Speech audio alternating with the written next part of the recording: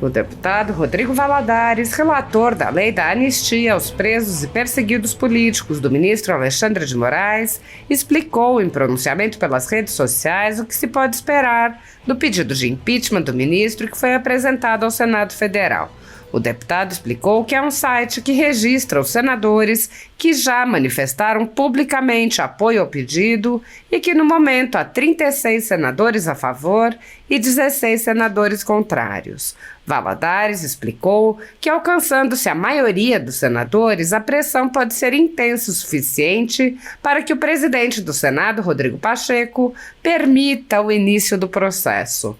Nesse caso, ao iniciar-se o processo, Alexandre de Moraes seria afastado pelo período do julgamento.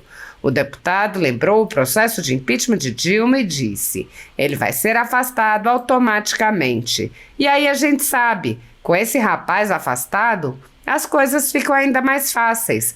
Vamos dar pressão para que a gente chegue a 41. E aí depois é a segunda etapa. Precisamos aí sim de 54 senadores, ou seja, 2/3, para caçar. Mas com ele fora, você acha que é mais fácil ou mais difícil a gente conseguir os 54 senadores? Valadares conclamou: estamos muito perto, vamos manter a pressão, a vigilância. E lembre-se, tem que dar pressão no seu senador para dar pressão em Pacheco, para ele abrir o processo. O deputado fez um apelo: vamos fazer pressão para que a gente tenha de volta o Estado democrático de direito em nosso país. Sob a presidência de Rodrigo Pacheco, o Senado sofre uma intensa paralisia. Na legislatura anterior, o próprio plenário se reuniu poucas vezes e as comissões praticamente não funcionaram, impulsionadas pela paralisia da Comissão de Constituição e Justiça, que, sob o comando de Davi Alcolumbre, também mal se reuniu. Por ocasião da eleição da presidência para a nova legislatura, os cidadãos se manifestaram e uma petição contra a recondução de Pacheco teve mais de 500 mil de assinaturas. Assim como a maioria dos pedidos da população, esse pedido foi ignorado pelo Senado. Sob a condução de Pacheco, não houve qualquer reação contra a invasão das atribuições do Legislativo pelo Supremo Tribunal Federal, que passou a legislar ou suspender leis que tinham sido elaboradas e aprovadas por aquele poder. O presidente da Casa, que é também o presidente do Congresso, não agiu para proteger as prerrogativas dos parlamentares, que vêm sendo violadas em inquéritos secretos conduzidos nas cortes superiores. Pacheco também é alvo de críticas porque o Senado vem se omitindo em cumprir seu dever constitucional de promover o controle dos atos de ministros das cortes superiores. De forma monocrática, o presidente do Senado, Rodrigo Pacheco, impede a análise de todo e qualquer pedido de impeachment ou de projetos de lei e PECs que possam vir a efetivamente limitar os superpoderes autoconcedidos a ministros do Supremo Tribunal Federal e do Tribunal Superior Eleitoral. Sem controle externo, alguns ministros do Supremo agem ao arrepio da Constituição. Em inquéritos secretos, o ministro Alexandre de Moraes, por exemplo, promove uma aberta perseguição a adversários políticos. Em um desses inquéritos, a Folha Política teve sua sede invadida e todos os seus equipamentos apreendidos. O inquérito foi arquivado por falta de indícios de crimes, mas os dados sigilosos foram compartilhados com outros inquéritos abertos de ofício e com a CPI da pandemia, que compartilhava dados sigilosos com a velha imprensa.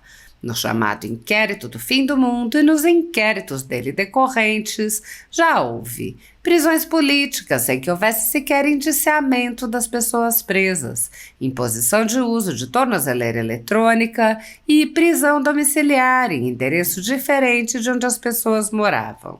quebra de sigilo de parlamentares, inclusive de senadores, quebra de sigilos de pessoas e empresas, inclusive de veículos de imprensa, quebra de sigilos do ajudante de ordens do presidente da República, censura de veículos de imprensa de cidadãos e parlamentares, bloqueio de redes sociais de jornalistas, veículos de imprensa, cidadãos e parlamentares, buscas e apreensões em empresas, residências de familiares e gabinetes de parlamentares, proibição de contato entre pessoas que muitas vezes nem se conhecem, proibição a parlamentares de concederem entrevistas e de participarem de eventos públicos, intervenções no comando de partido político, prisões em massa sob alegações descabidas, multas estratosféricas que representam evidente confisco de propriedade, entre outras. A tudo isso e a muito mais, o Senado Federal assistiu passivamente. Nem mesmo a morte no cárcere de Clériston Pereira da Cunha, preso político do ministro Alexandre de Moraes, foi capaz de sensibilizar os senadores e tirá-los de sua letargia.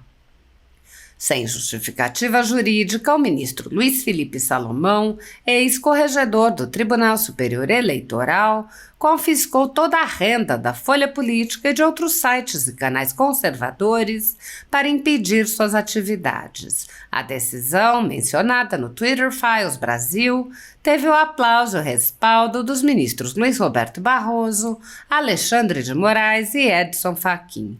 Toda a receita de mais de 20 meses do nosso trabalho é retida sem justificativa jurídica.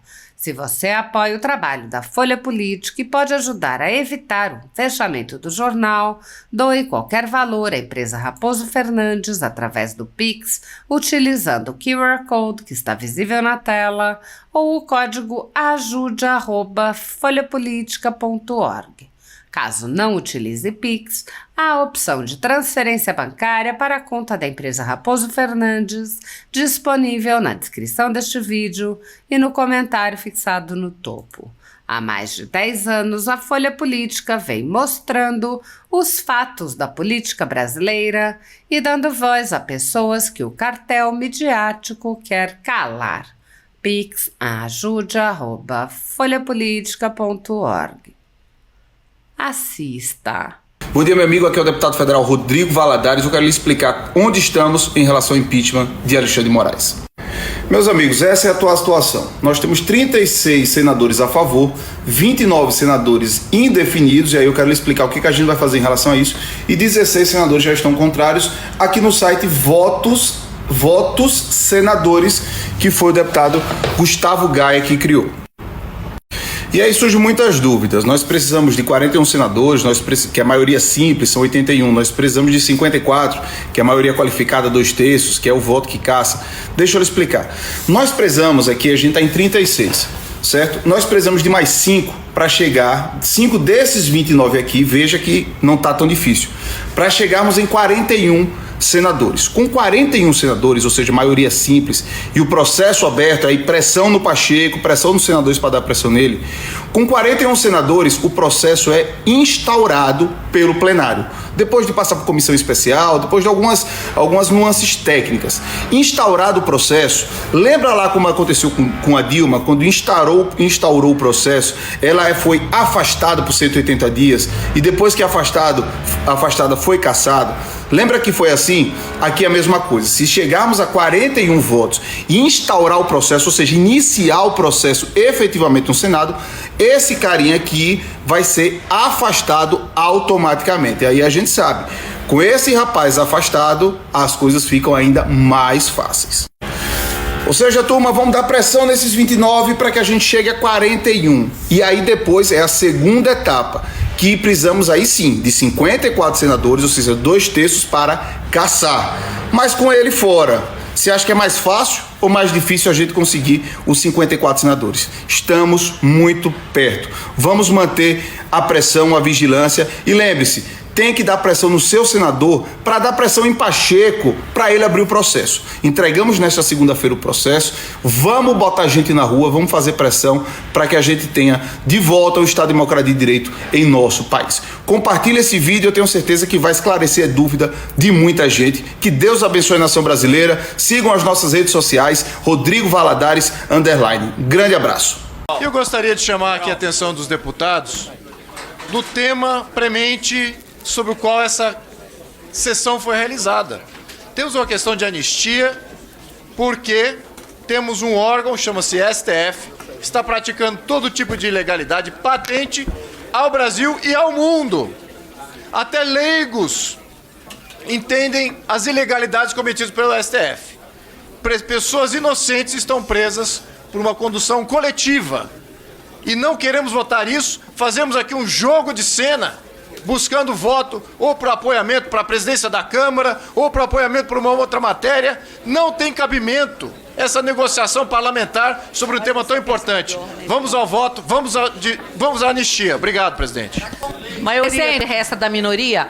Eu quero dizer que estão presentes aqui a Jane, a Luísa e a Clésia, viúva e filha de Clesão, morto na Papuda por conta desse processo, por conta das violações e abusos. Assassinado na Papuda. Está aqui presente, justiça por Clesão. Registrado, então, a presença da família. Nossos sentimentos pelo Clesão. Presidente. Como orienta... Republicanos entendem que esse processo, essa penalidade, muitas pessoas inocentes estão presas, lamentavelmente, foram condenadas. E há um conjunto imenso de impropriedades processuais nessas prisões. O foro não é privilegiado, não pode o mesmo juiz que acusa, ele julga, e ele de ofício faz intimações, onde está a individualidade das penas e das condutas, ou seja, há um conjunto imenso de irregularidades no processo. E quanto mais no mérito. Inúmeras pessoas, sabidamente, evidentemente, não estavam presentes nem aqui no momento da depredação, estão presas. E há imagens de forças especiais descendo de rapel, desligando a luz, cortando o fio, que claramente não eram aqueles que estavam se manifestando. Portanto, essa anistia é necessária. O Republicanos é contra a retirada de pauta. Como orienta... Presidente, Senhor presidente, chega a ser repugnante ouvir os discursos da esquerda. Se dizem tanto defensores da moral, da democracia. Lá na minha cidade existe uma cidadã, presidente, mãe de 2 filhos pequenos, que ficou 60 dias presa aqui em Brasília. Foi humilhada. Não há uma única acusação na peça acusatória dela. Ela foi presa na grama. Não fez absolutamente nada. 60 dias presa sem crime nenhum. E a gente vê eles defendendo e passando pano pro ministro taradão dos direitos humanos, ou pra nova ministra que tem uma ficha corrida de 4 páginas que eu acabei de mostrar ali no plenário da Câmara. Fazer obstrução para livrar pessoas inocentes de uma tornozeleira, que é o que ela tem lá. O ministro Alexandre de Moraes, presidente, propôs a ela retirar a tornozeleira, que ela dissesse que ela seria culpada, e ela se negou, porque ela é uma mulher honrada e digna. Para falar contra a retirada de pauta, qual deputado? Deputado Marcel Van Hatten. Senhora presidente, vem acompanhando aqui os debates, é sofrido ouvir, sinceramente, diante das vítimas do 8 de janeiro, a esquerda, os petistas, deputados e deputadas, é sofrido ouvir tanta insensibilidade. Está aqui a esposa do Clesão, Dona Jane, suas filhas, Késia, Ana Luísa. Está aqui também a esposa do Jorginho, que segue preso, Clesão morto na Papuda, Jorginho segue preso, sofrendo, inclusive, mentalmente com isso. Eu ouço aqui a deputada Érica Cocai, deputado Chico Alencar, deputados que dizem defender os direitos humanos, mas eles não conseguem, infelizmente, enxergar nessas pessoas que estão aqui seres humanos. Eu percebo que eles não conseguem olhar nos olhos da Jane, não conseguem olhar nos olhos da Ana Luísa, da Késia, e dos demais familiares, porque eles só conseguem ver ali bolsonaristas. A esquerda não enxerga nessas pessoas seres humanos. Só merece direito humano quem é de esquerda. De preferência, quem é baderneiro, quem quebra tudo, quem é bandido. Como Lula, chefe maior que subiu a rampa e que justamente deu no brasileiro de bem, honesto, cristão, a maior revolta que podia ter de ver o líder maior da nação subir a rampa do Palácio do Planalto. Não foi por acaso que aconteceu o 8 de janeiro com todos os seus excessos, inclusive, sim, com todas as depredações que precisam individualmente ser averiguadas. Mas o ministro Alexandre de Moraes, a Procuradoria-Geral da República e todos os envolvidos nessa farsa decidiram não individualizar a conduta e mandar todos para a cadeia no atacado, inclusive muitos que sequer estavam em Brasília. Eu fui a Papuda, deputado Chico Alencar e deputada Érica Cocai, e me sensibilizei com os seres humanos que lá estavam, presos injustamente. Eu quero saber se vossas excelências foram a Papuda visitar honestos, porque eu sei que bandidos vocês visitam. Estupradores e assassinos têm a solidariedade de vocês. Cesare Batista, a dama do tráfico e tantos outros têm os apertos de mão da esquerda brasileira. Mas estes que estão aqui, seres humanos, que têm os seus direitos humanos vilipendiados pela esquerda e por Alexandre de Moraes, não merecem nenhum olhar de compaixão. Por isso, contra a retirada de pauta, senhora presidente, e que se vote logo uma anistia, que nem deveria ter esse nome, porque crime nenhum esses seres humanos cometeram. Obrigado, senhora presidente.